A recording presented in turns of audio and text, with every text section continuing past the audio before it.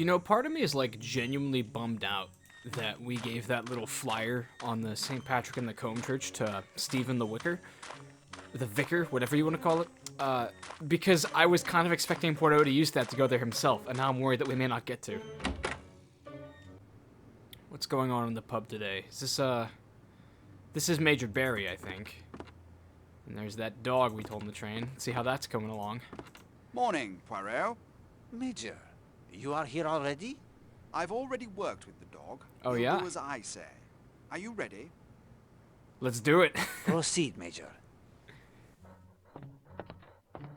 Stand at attention, Baskerville. Heel. It's a miracle, that is. Oh my gosh, Albert the pub owner's just letting us commandeer his dog. This is some cartoony shit we're up to.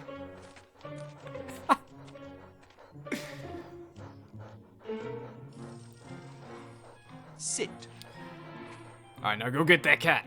Easy as anything to train a dog. You just know how to talk to them. Your skill is extraordinary, Major. Now I will open the door. Command him to enter, and we will let nature take its course. This is Ready when you are, Poirot. this is unironically kind of cruel. Enter Baskerville.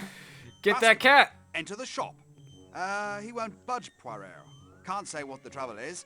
Have you any way to lure him inside? Shit, do we? Hastings, you will need to find something to lure Baskerville into this shop. Chicken. There's a chicken across the street. No, it's not the chicken. Do we have any meat? We've got rum. We've got grapefruit juice, I think. We got cough syrup. Does the dog want some lean? Oh, you know what? Hang on. That's enough out of you. I was actually just gonna say, we didn't actually speak to Albert at the pub. Maybe he could spot us some food. I think we've heard everything that Jenks has to say, by the way, which is why I keep on skipping his dialogue. Is that food? That looks like food. Ugh. A corned beef sandwich, and well past its prime by the smell of it. Poirot, who are you to just walk into a restaurant and steal some unattended corned beef? What is your problem, man? Albert, we'll come back to you later. I think that this is all we need to tantalize the dog. Old sandwich. I will not do that. No, you are gonna do that though. That's the thing, Poirot. That is exactly as Poirot was thinking, Hastings. A corned beef sandwich on the floor. Oh boy.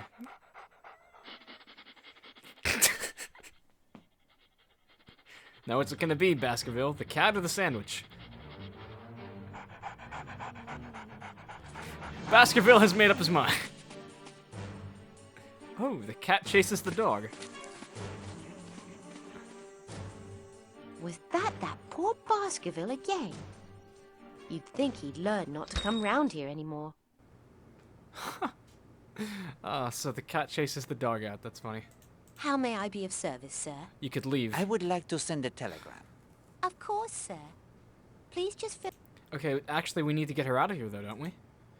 Oh, no, we can just walk around the counter. I guess it was the cat that was stopping us, not Adelaide. Speaking of cats, my orange bastard has just let himself up onto my desk. Ah. Hey, Mr. F, how you doing? Okay. Cat has been successfully corralled. Let's have a look at these notes now. Okay. Looks like a series of letters that fell behind the desk.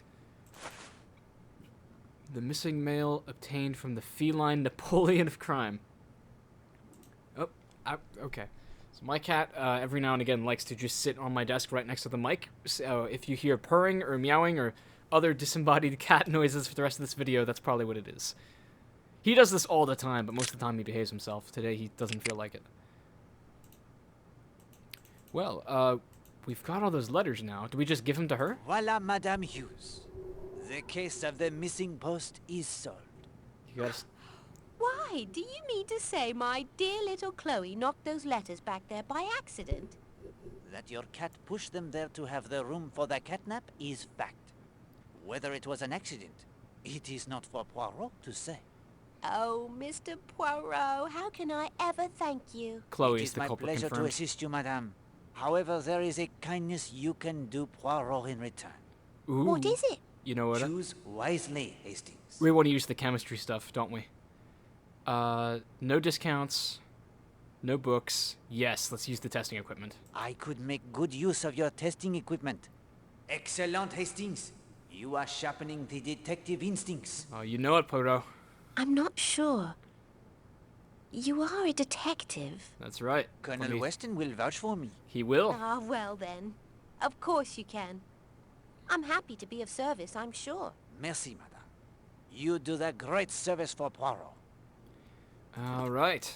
Chemistry time. Now, I'm not sure what all the game wants us to do here, but I can already tell you my first order of business is going to be to see what I can figure about these pills that were in Stephen Lane's medicine cabinet. Tablets.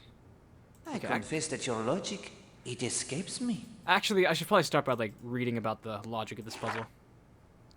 Blood, cosmetic, drugs, foodstuffs. Let's go to drugs. Can we open it up that much? Oh, do I have to use the drugs on the book? There's nothing. Okay, maybe not. Let's see. How would I go about doing this? A mortar and pestle, maybe? Okay, we put the drugs in the test tube. And we're going to pick that up, and we're going to put it... Where are we going to put it? Oh, now we can click on the drugs?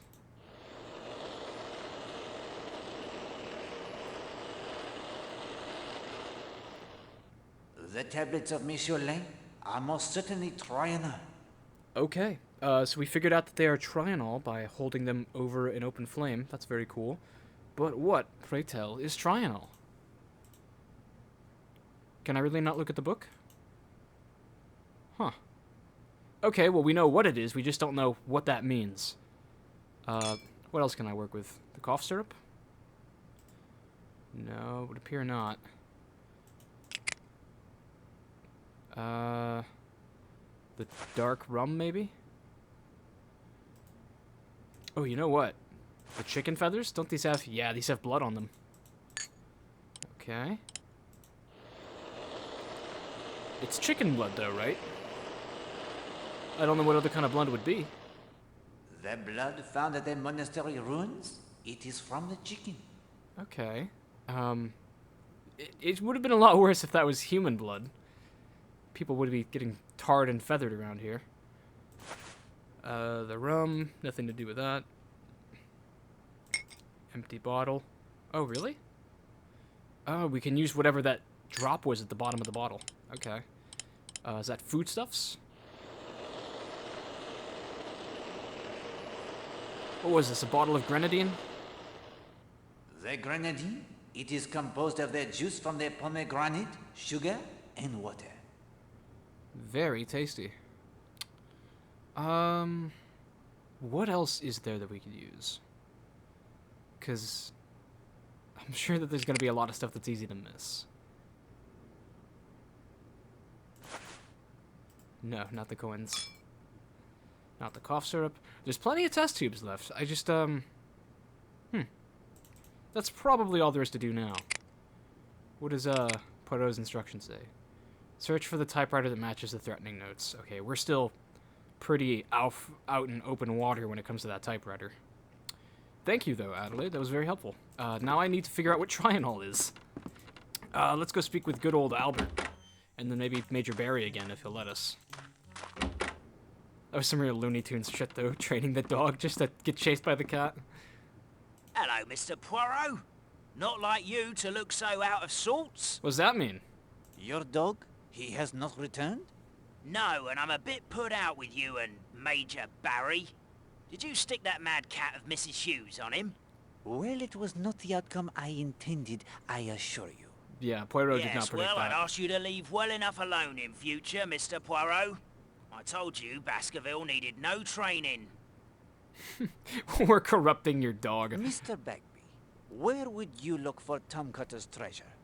If it's there, my guess would be Cutter's Cave. But folk have tried for centuries to find that treasure with nothing to show for it. Foolish to try, if you ask me. Good day to you, Monsieur Bagby. Yeah, if you'd like a game of darts, just ask. No, thank you. Poirot intentionally loses so that you answer questions.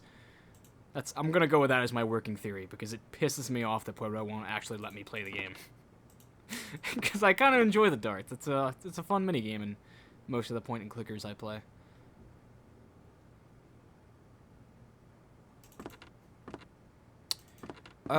Maybe it's about time we get back to the mainland then. See what's new with people there. Our only real objective is to figure out which typewriter was used to write the threatening notes. But to our knowledge, there are only 2 typewriters on this island, and we have thoroughly examined both of them, and neither is a match. Alright, finger of suspicion time. I'm so glad I didn't go all the way back to the island to look for, food and stuff. Oh, Linda Marshall is the only person we can finger of suspect right now. We beseech powers from beyond. Enlighten our earthbound kin. Alright. What business do we have with the 15-year-old? Huh? Can the answer be any clearer, mon ami? We gotta talk to her. But where is she? Well, Hastings, how does your investigation go? Sort off, you old man. Oh, fine. No problems at all, old... I am... Okay, back into the game. Let's get... Where do I want to go? I guess we'll just start with Linda's room. She kind of bounces all over the island, so it's kind of difficult to tell when she's going to be and where she's going to be there. A knock on her door would be a nice start, though.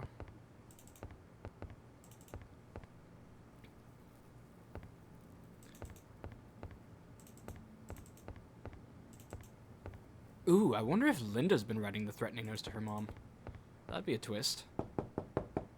Mademoiselle, if I may have a moment of your time? Oh, we can knock on her door.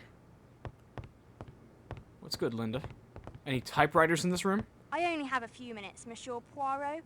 I'm meeting Mrs. Redfern at Sanctuary Cove at 10:30. What business do you have with her? Come straight to the point, mademoiselle. Oh, that's right, they were gonna... You were a student at Miss Porter's School for Young Ladies in Brixham, were you not?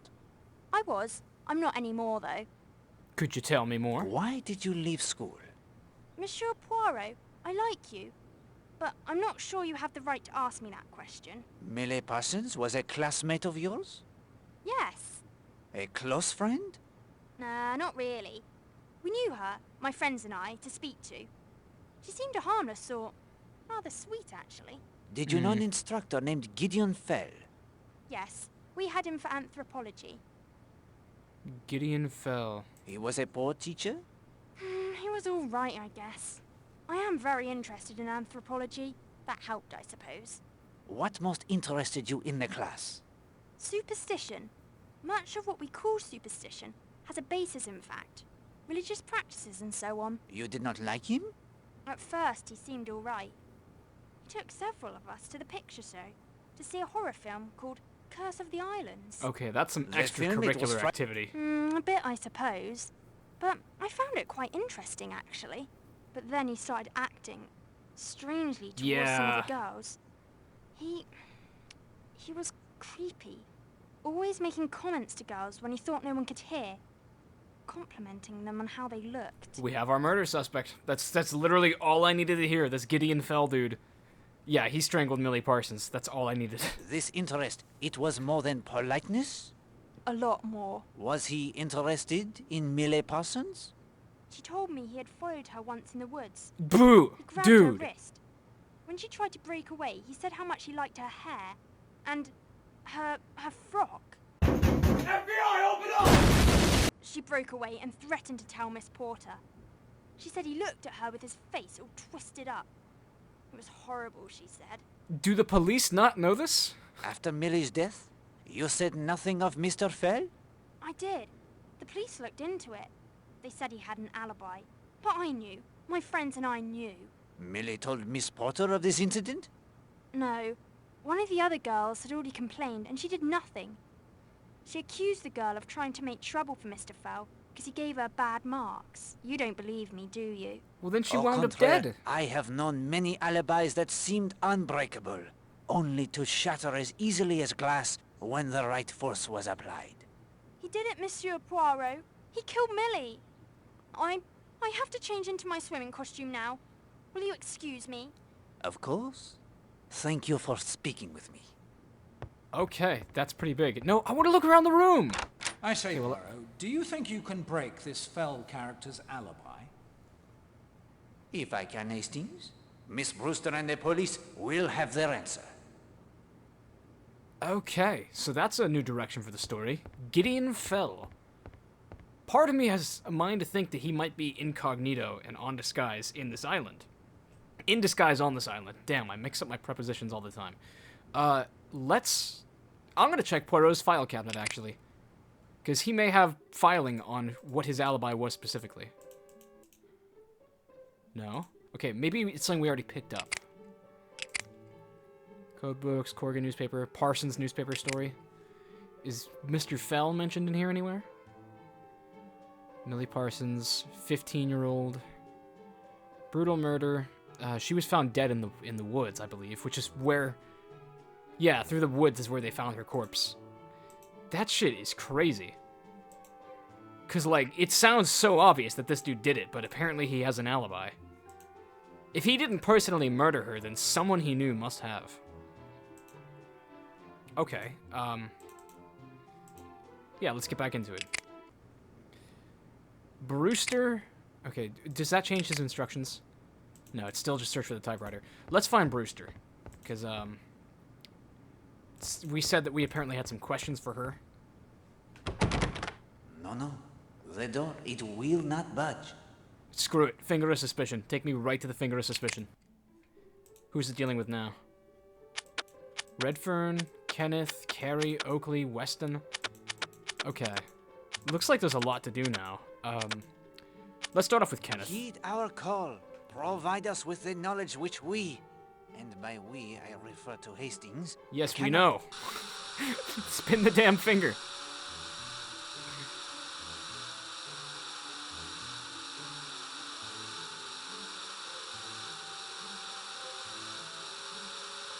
Voila! The finger of suspicion has pointed their way. Okay, so if we're gonna eavesdrop on him, we'll try the stethoscope on Kenneth's door. And if that doesn't work, then we're probably just gonna have to go bouncing around. Also, headcanon that none of this even happened, and whenever Poirot does the finger of suspicion, he's just spinning a card game spinner and then just making shit up to keep Hastings entertained so they don't get scared when they're getting bombed. Okay. Yeah, we can eavesdrop on him now. Stethoscope.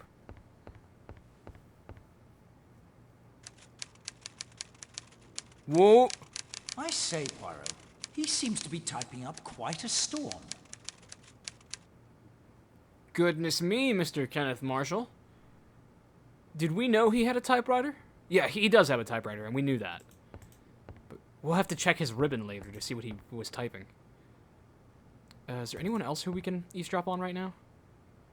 I know that the gardeners are often a popular pick for eavesdropping. That is not such a good idea. Okay, That is not... Nope. Can we knock on the door, maybe? Okay, now. Quite securely locked, I am afraid. Okay, Christie and Redfern was another one who was mentioned, and so was the gardeners, which we just mentioned, So let's give a walk of the island and see who we can find. Christine and Linda are supposed to be chilling down at Sanctuary Cove. Yeah, here they are. We'll let Linda be. Christine, you got that sketch? Madame Redfern. Oh, Monsieur Poirot, I have the sketch you asked me for. Excellent. Merci, madame. Colonel Weston was mentioned by this finger suspicion too, wasn't he? A rather good sketch of John North. I don't know how we knew his name was John. He looks different than I thought he would from far away. That is a man with binoculars, that's for sure. No one down From here. Sanctuary Cove to Cutter's Cove, it is 15 minutes. That still hasn't come into the game yet, actually. Let her enjoy their sunshine, Hastings. Okay, yeah, we'll let Linda be. Time to find the Redferns. Now, where might they be? They don't... Oh, maybe tennis again? Those two enjoy their tennis. No. Nothing has happened with the tennis court. Nothing of importance yet. I wonder if we're going to find that tennis ball that Redfern lost earlier. Oh, here they are. Is that... I think... this is the Redferns, isn't it? It's kind of hard to tell from a distance. Beach is certainly empty this morning. It's the I Redferns, believe yeah. Captain Marshall will be swimming shortly. Everyone else off on excursions, I expect. Major Barry wanted to go into Knightsbridge if his car was fixed. Mm-hmm. He's got business there? The Major, he has business in Kingsbridge? Oh, he was complaining of the lack of privacy when using the phone in Leathercombe Bay post office. I can't imagine what he has to be so secretive about. Can you, Oakley? No, Really? darling. That's pretty suspicious, yeah. We gotta figure out what he's so closed doors about. The motor car, it is repaired. Oh? Isn't that splendid, Oakley? So he's Yes, off to darling. Kingsbridge? You do not knit at the ledges? You do not knit at the ledges this morning? No, Miss Darnley was there before us and didn't seem to be in the mood for chatting. So we came here. Didn't want to disturb her, did we, Oakley? No, darling. Darnley's at the ledges. That's interesting. You do not take the excursion? I was saying to Mr. Gardner only this morning, we simply must make an excursion to Dartmoor. It's Dartmoor. quite near and the associations are all so romantic, aren't they, Oakley? Yes, darling. I've always wanted to visit the Dartmoor prison. Oakley, Fuck I yeah. don't believe I've got that, That second sounds so shade cool. of purple wool. It's in the second drawer of the bureau in our bedroom, or it might be the third. Yes, darling. Oh, we just found out where wool is. Morning, Mr. Redfern. I don't see anything good about it. What did she say this time, King? Goodness, he's in a mood. Yeah, I wonder why. I just wanted to point out that I think it's funny that Gardner here just said that he's always wanted to visit the Dartmoor prison. And if he's actually the culprit in this game, then that's probably really funny foreshadowing. Okay, so a couple of leads now. We just saw Patrick run by in a sour mood. Yeah, Darnley's over There is no here. need to disturb Mademoiselle Darnley. Let her enjoy her book.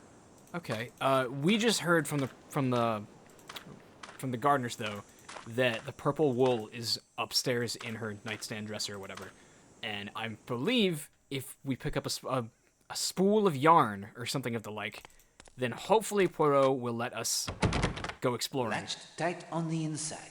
Damn it, I was afraid of that. We need like a trail of breadcrumbs so that we can go exploring those cool ass tunnels. Like, I'm actually so angry that Poirot won't let us go in yet. Because that shit sounds like fun. Alright. I'm trying to think of what else there might be to do. Maybe we'll try to go catch Patrick, because it looked like he walked down by the pub. The old Smuggler's End pub.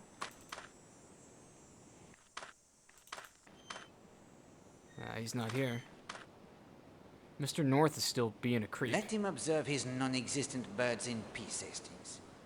Dude's gotta be looking for submarines. The question is if it's for British or German intel. Alright, finger of suspicion. What's next? Just Weston. Okay, I have a good idea then that we should get back to the town and probably send Weston a telegram with the sketch of John North in it. Okay, is Weston in the pub? No? Okay. Let's telegram him. I've got a telegram to send. We have no need to send a telegram, Hastings. Yes, we do. We've got the freaking sketch of John North. Your current course of action. Okay. Maybe the constable is somewhere in town? And I'm just missing him? There's nothing to do in this little town square at the end. Wait, what is this place? Is this the police station?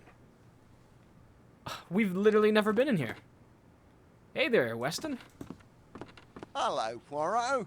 Enjoying your holidays? Ah, my I will let busman you holidays. be the judge of that, my friend. I have several things to discuss with you. Carry on. Let's do it. Oh yeah, that's a lot of things. We're going into the second column. What can you tell me of Alice Corrigan's murder case? Who's she? Nasty bit of work. The husband had a motive, but an unbreakable alibi as well. Not my district, but I have some notes at my office. An Could you unbreakable obtain for alibi. me the summary of the report? I'll have it sent over from Kingsbridge this afternoon. Okay. I kind of clicked that one at random, but I think that she was the woman found murdered in her bed. Or maybe I was wrong about that. Let's read up on... First of all, let's send him the North sketch. Could you send a sketch to Scotland Yard for identification? Be glad to. I've seen the fellow about. You think he's up to no good? I do. I'll try to have an answer for you this afternoon. Merci. Okay. We got a Poirot close-up for some reason. Must have been important. Is Mrs. Castle a member of the Home Guard? Is Mrs. Castle a member of the Home Guard? Yes, she volunteered, although she hasn't been of much use. Yeah. Why do you say that? The sightings of U-boats don't match what my other watchers are reporting. I'm not sure she's truly watching at all. I think am she's afraid it is feeding you worse shit. than that. Yeah. She has a German radio, a code book, and a signal lantern in her safe. Good God, a fifth columnist here in Leathercombe Bay. I'll have her arrested immediately. Please do not as yet. If you watch her, she may lead you to her associates. $20 says it's north. You're right. I'll have her followed if she leaves the island. Excellent! Now you're thinking like a detective, Weston. Did the report on the Millie Parsons case arrive? Yes, here it is. I was in London through most of it, in Home Guard and evacuation meetings. I hope to have a look at it again once things quiet down. If they quiet down, that is. Ah, merci. I will read as I make my notes. Hastings, look over these notes of the alibi of the teacher Gideon Fell. Tell me what you see. All right. I am, wow, that is small type. Give me a second while I put on my imaginary glasses and I will read this all to you. Victim Millie Parsons, 15, a student at Miss Porter's School for Young Ladies, reported missing by headmistress Eugenie Porter at 10 p.m. on Friday the 12th, April of 1940. Victim attended a ballet class at the North Brixham Conservatory from 5 to 8:45 p.m. that day, so that was probably with Miss Brewster, yeah. When questioned, Emily Brewster, a ballet instructor at the school, reported that the Parsons girls set off back to the school as usual after class, a walk some 15 minutes, so she should have been back at the school by 9 p.m.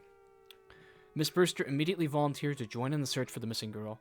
Body of Millie Parsons discovered in Olmsted Copse at 12:15 a.m., 13th of April, 1940. Autopsy performed 9 a.m., 13th of April, 1940. Cause of death, manual strangulation. Time of death, between 8:30 and 9:30 p.m., 12th of April, 1940. Okay, that lines up. Visits to surrounding farms yielded no witnesses. School staff questioned.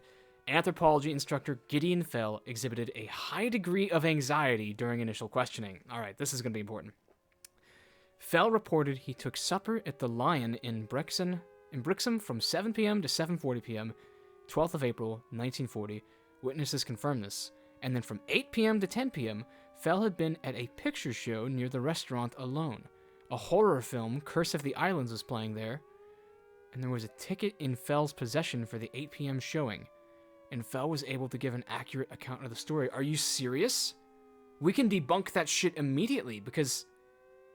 Is this... Maybe I'm not reading this right, but that's literally the show that he took Linda to. And Linda...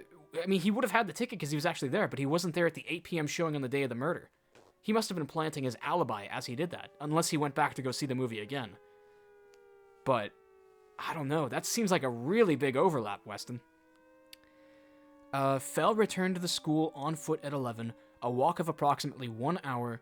He was speaking to Miss Porter when news of the girl's body being found was reported. While Fell's agitation then and while being questioned seemed suspicious, his alibi as at present is quite sound. Investigation ongoing. Yeah, he was not at that theater. I am pretty confident. The film. Something about the film? Fell was alone there for 2 hours. What is the most important fact concerning that film and Fell's alibi? He had already seen it. He had already seen the film. It's the length, though. I guess that's all we can say. The length. Plenty of time to be up to no good. I agree, my friend. But something else is more significant. Is it voodoo? The subject matter. I bet it was voodoo. Most certainly it was. But we had already begun to suspect this is a subject he taught in his anthropology class. The title. Okay, Curse what's of with the title? Islands? And why is it significant? Linda Literally Marshall why? told us Fell took her and some friends to see it. Yes, we knew that. This tells you? He knew the story already. So he didn't have to watch it. The theater ticket he had in his possession for the 12th of April? Oh! He bought the ticket, but he never went in. That's You it. have it, my friend. I was thinking Well halfway done. there. All right, Colonel? clap him in irons. Yes? The Millie Parsons affair. This alibi of the teacher, Gideon Fell. It does not hold the liquid. Water, Poirot. Piss on yourself, Hastings. It does not hold its water. Oh? There are witnesses. Girls at their school that will tell you that Monsieur Fell took them to see Curse of the Islands before that night. You don't say. Fell, he leaves the restaurant at 7:40. He buys the ticket at the theater nearby, a matter of a few moments only. Then he walks to the corpse. He is there shortly before 15 minutes to 9, the time Millie Parsons' ballet class it is finished. He waits. The girl arrives. The murder, it is done. He walks back to the movie theater in time to see the end upon the screen. By Joe, Poirot, you're astounding. Dude, you I had fucking the suck at information solving you lack, mysteries my if you couldn't friend. see this. That is all. I need to write up a report on this at once. You should actually, like, be impeached from your position, Weston. Like, I hate to be a dick, but you literally... This guy could have just been watching a Chris Stuckman synopsis of the movie, and that would have been all he needed to make his alibi watertight by Scotland Yard's quota. That's kind of pathetic, Weston's not gonna lie.